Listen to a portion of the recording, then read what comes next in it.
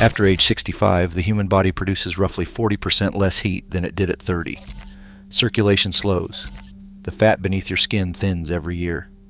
And the internal thermostat that kept you alive your whole life starts lying to you, telling you you're fine when your organs are already cooling. In February of last year, a 71-year-old woman had her car heater fail on a Thursday evening in northern Ohio. She had no money for a motel, no family within 300 miles who answered the phone, no shelter bed available until Monday. 72 hours, 3 nights. Medically, she should not have survived the first one. She survived all 3, not because someone rescued her, not because help arrived, because she remembered things about cold that most people have never been forced to learn. The blower motor made a sound it had never made before, around 6:30 on Thursday evening. Then it made no sound at all. She sat waiting for it to reset. She turned the engine off and on twice. The dashboard glowed. The engine ran, but the system that pushed warm air into the cabin was finished. Outside it was 11 degrees. A running engine with a dead heater kept the cabin around 40 to 45 degrees from residual warmth bleeding through the firewall. That sounds manageable until you factor in her age. An elderly body, sitting motionless at 45 degrees, starts losing core temperature within 2 hours. Her metabolism could not generate heat the way it did even 10 years earlier. She grabbed every piece of fabric within reach, the coat she wore, a blanket from the back seat, a scarf, 2 reusable shopping bags. She reclined the passenger seat and curled into a fetal position. She did not know that position reduces exposed surface area by 40%. Her body knew it for her. Instinct is older than science. She ran the engine in intervals, 15 minutes on, 15 minutes off. The residual heat through the firewall kept the cabin above freezing during the on cycles, but during the off cycles, the temperature dropped fast enough that she could feel it moving across her face. Then she did the math. Her tank was just under half full. At idle, the engine burns roughly 0.2 gallons per hour. 6 gallons meant 30 hours of total engine time, but she needed those 30 hours to cover 72 hours. She had to ration warmth like water in a desert. She told someone later the first night was not the worst. The first night she was still angry. Angry at the heater, the cold, the apartment she used to have, the husband who used to be beside her. Anger produces heat. It is the nights after the anger burns out that almost kill you. She made it to Friday morning. The sun warmed the car enough to stop her hands from shaking, but daylight brought a problem she had not considered. Sunlight through a windshield at noon pushes a car interior to 55 degrees. It sounds survivable. Except the sun does something cruel alongside the warmth. It makes you believe the worst is over. She drove to a gas station and bought a coffee with 4 of her last $11. For 20 minutes, she felt close to normal, but a blower motor replacement cost from $150 to $300. She had $7 remaining. She called the one family member whose number she had. No answer. At noon, voicemail again. Shelters were at capacity. The next bed was Monday. She drove to the library and sat in the warmth until closing at 6. Free heat, free restroom. But libraries close. When those doors lock behind you at 6:15 in February, the math restarts from 0. She charged her phone at an outlet. Not to call anyone. She charged it because the phone was her alarm, set to wake her every 90 minutes overnight. Waking up mattered more now than it ever had. Before leaving, she gathered things without realizing she was building a survival kit. A newspaper from the free bin, 2 pieces of cardboard from behind the grocery store, a pack of hand warmers from the dollar store. Her last $2. At 6:15, the library doors locked behind her. Friday night was forecasted colder than Thursday. The weather app confirmed what her knees already told her. And this time the anger was gone. Thursday night she survived on instinct. Friday night she survived on knowledge. There is a difference. Instinct keeps you breathing for hours. Knowledge keeps you breathing for days. She tore cardboard to roughly fit the rear and side windows. Not precision cuts. Rough overlapping pieces wedged into the channels. Newspaper went up on the windshield 4 sheets thick. It looked insane. It reduced heat loss by a margin she could feel from the driver's seat. She left the driver's side uncovered.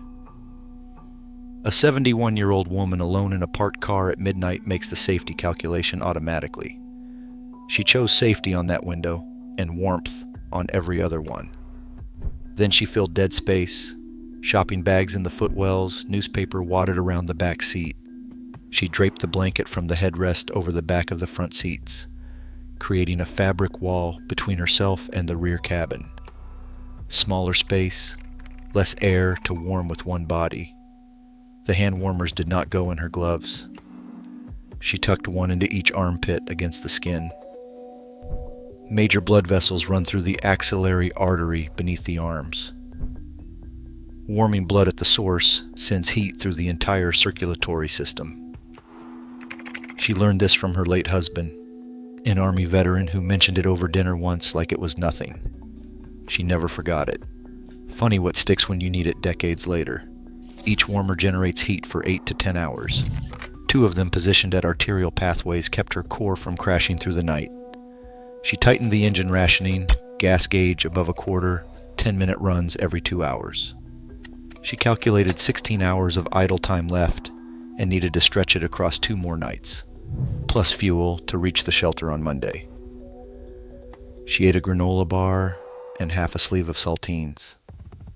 Not strategic fuel, just calories.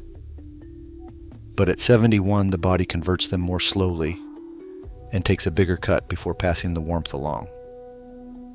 She started talking to the car around midnight, asking it to hold together, promising she would fix the heater if they both made it to Monday.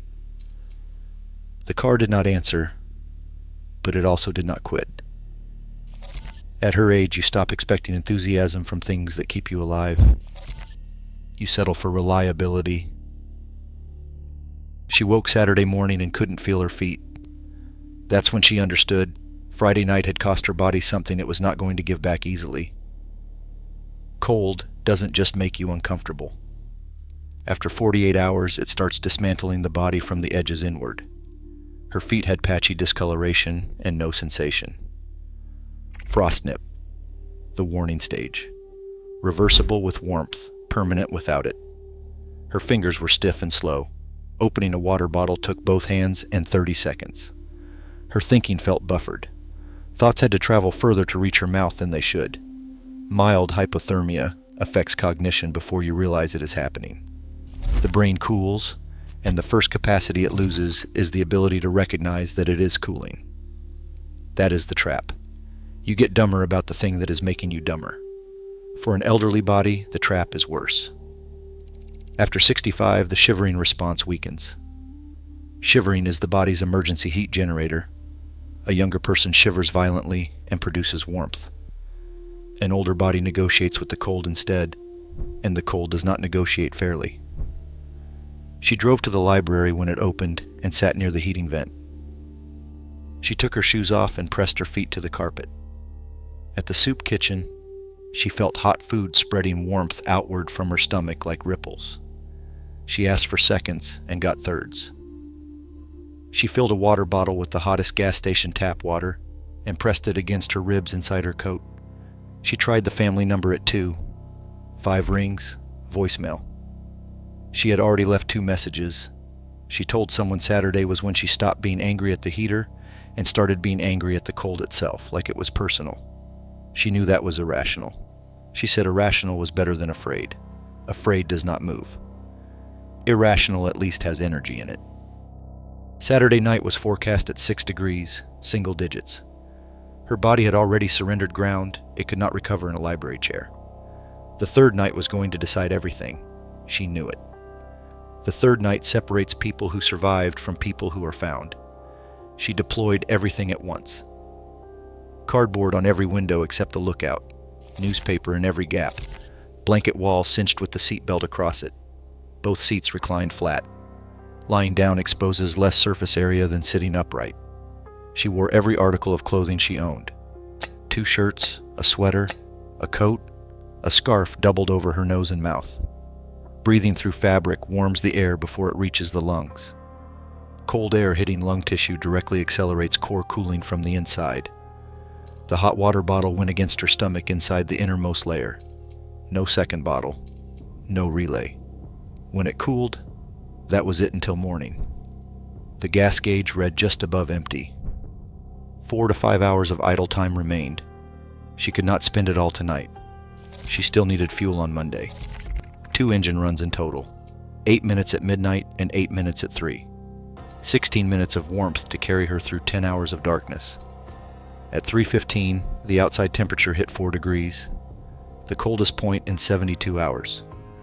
The second engine run felt like standing beside a wood stove. When she shut it off 8 minutes later, the silence had physical weight. Her feet were completely gone. Fingers worked, but each movement needed a deliberate instruction from her brain. Thoughts arrived in fragments rather than sentences.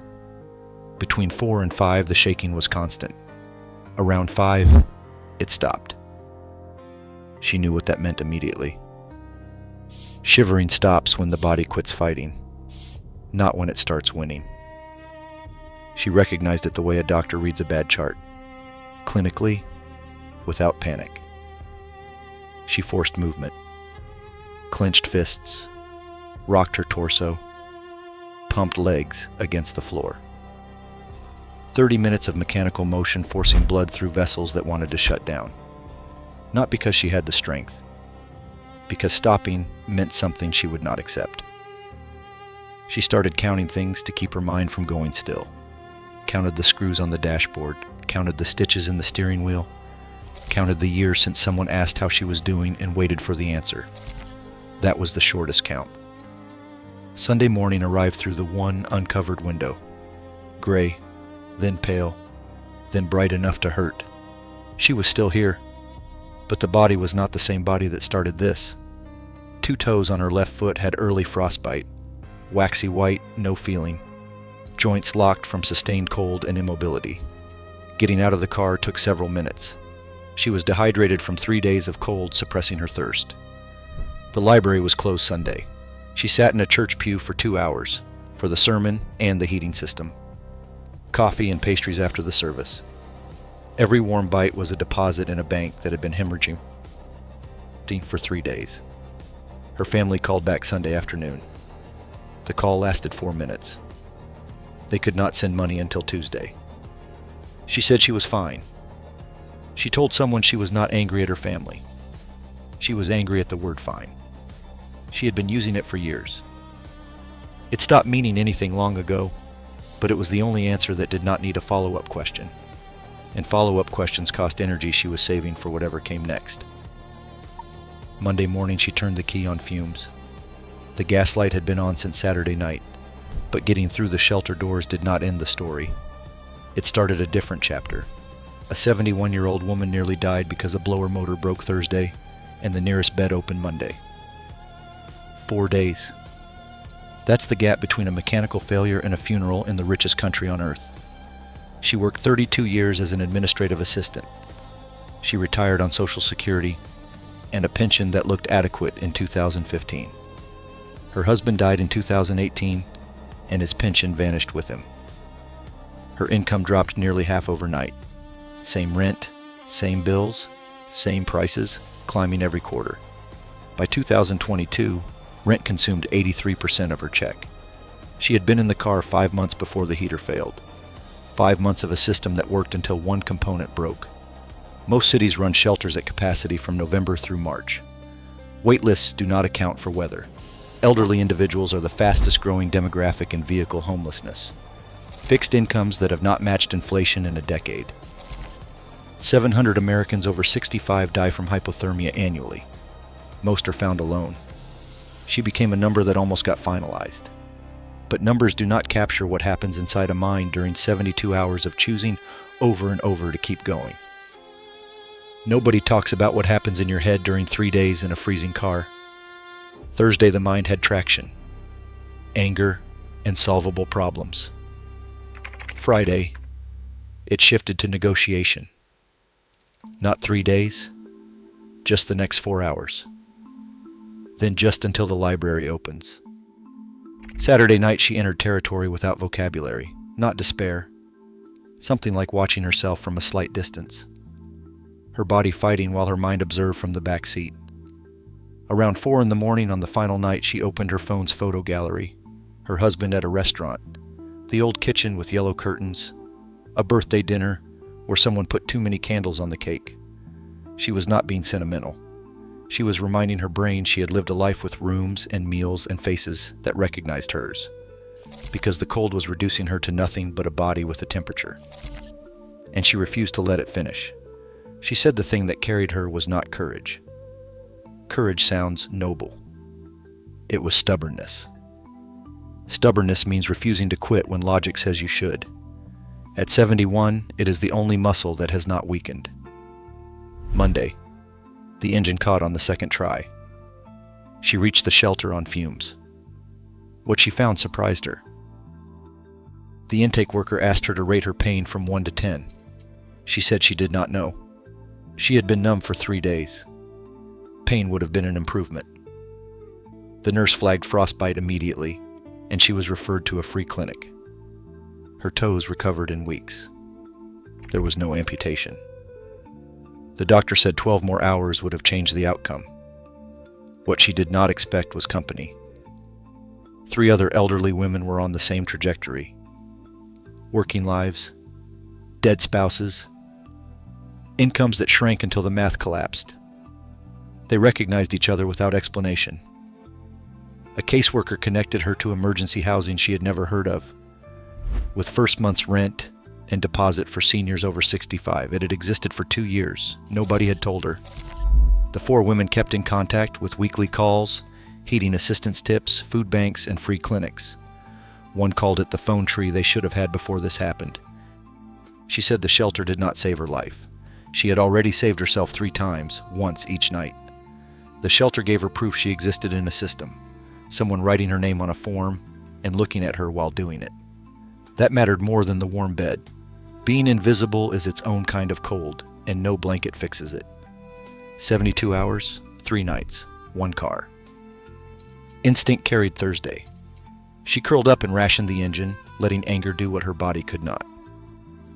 Intelligence carried Friday. Cardboard, newspaper, hand warmers pressed against the arteries where her husband said heat travels farthest. Stubbornness carried Saturday. Engine runs in single-digit minutes. She forced herself to move when the shivering stopped, and she counted stitches in the steering wheel to keep her brain from going dark. This is not a story about a woman who could not afford a repair. This is a story about a country that lets a 71-year-old discover whether she survives a weekend based on which day a blower motor fails. After 65, the body makes 40% less heat. She knew that before any doctor told her. 3 nights taught her what her body could and could not do. It could not do much. She did it anyway. She keeps a blanket in the back seat now, even in the apartment, even in July. Some lessons do not leave when the cold does. They move into your body and stay. If this stayed with you, please subscribe so you do not miss the next one.